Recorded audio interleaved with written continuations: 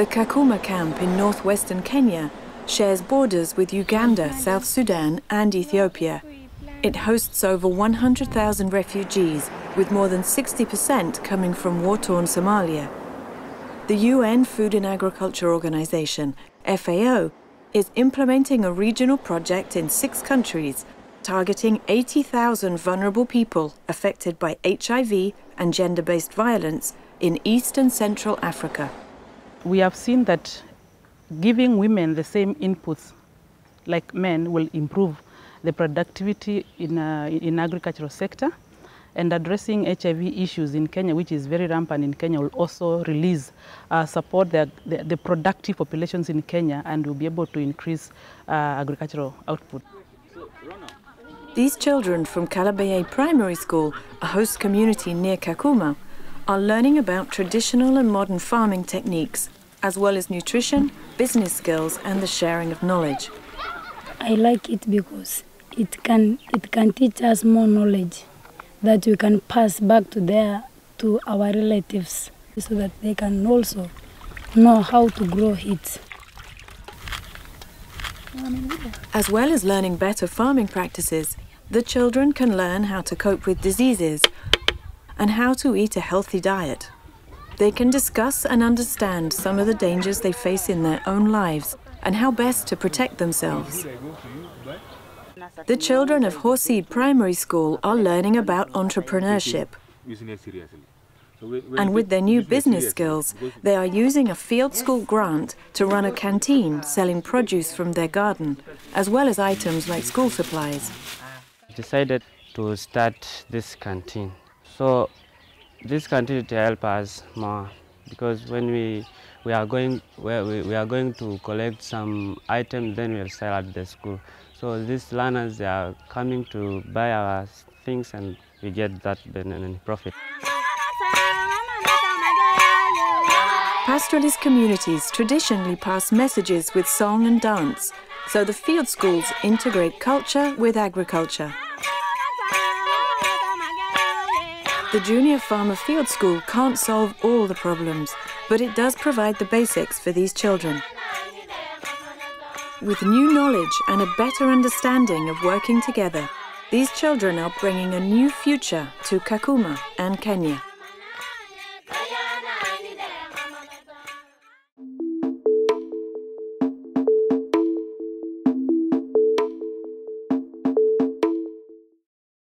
My name is Marco.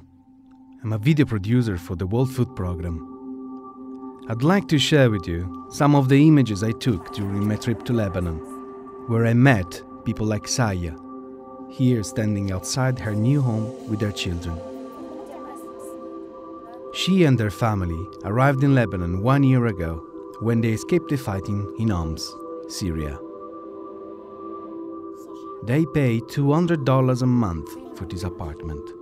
A lot of money for someone that left behind everything, apart from a box of children's clothes.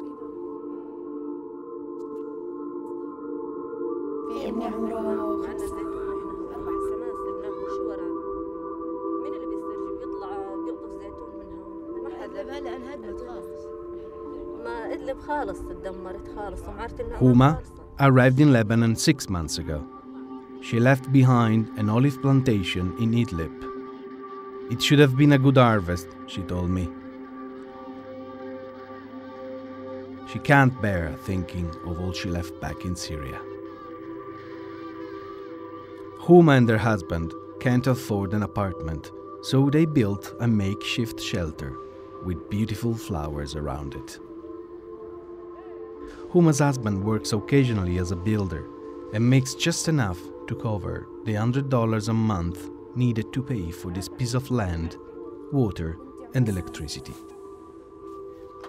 For food, they all receive WFP vouchers, $35 a month for each member of the family.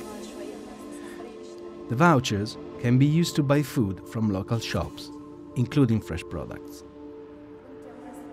WFP is expanding the operation and plans to feed 750,000 refugees in 5 countries, while inside Syria, WFP is reaching about 1.5 million people a month with vital food. I made up both names to protect their identities, but their stories are tragically real.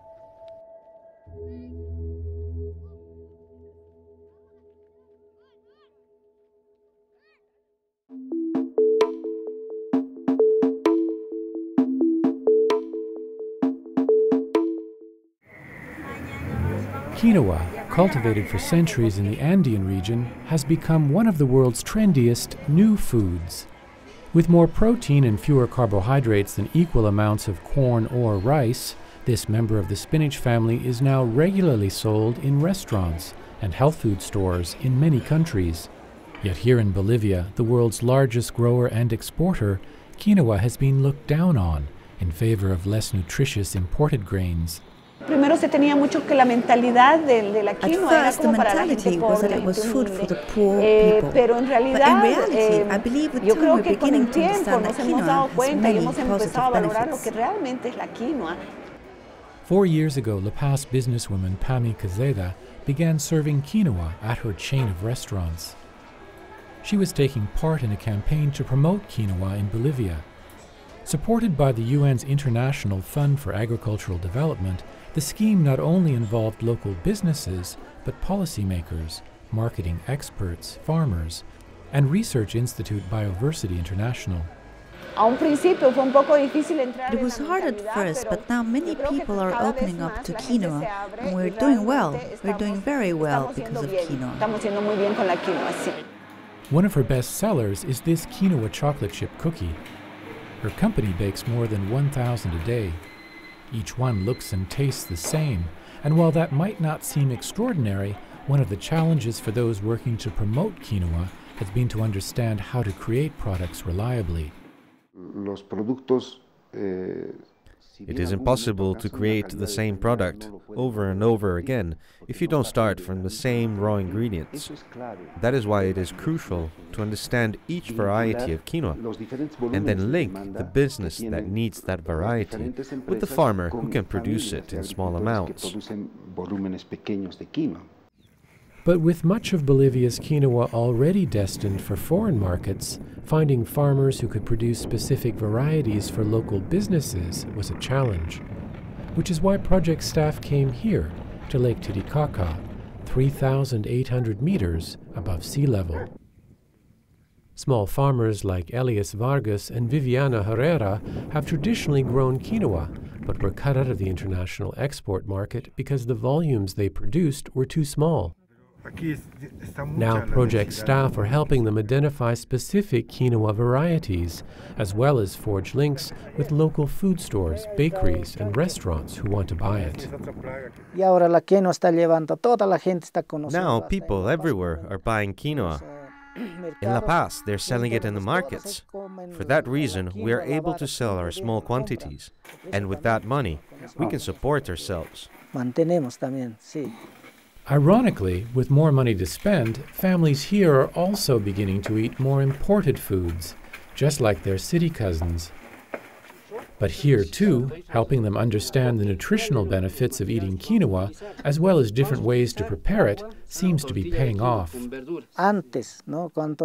Before, when we didn't know that quinoa was so healthy, we sold it and bought noodles. But now that we know that quinoa is so good, we don't buy other foods. Now we clean the quinoa and make soup out of it. We make juice, cakes, everything out of quinoa.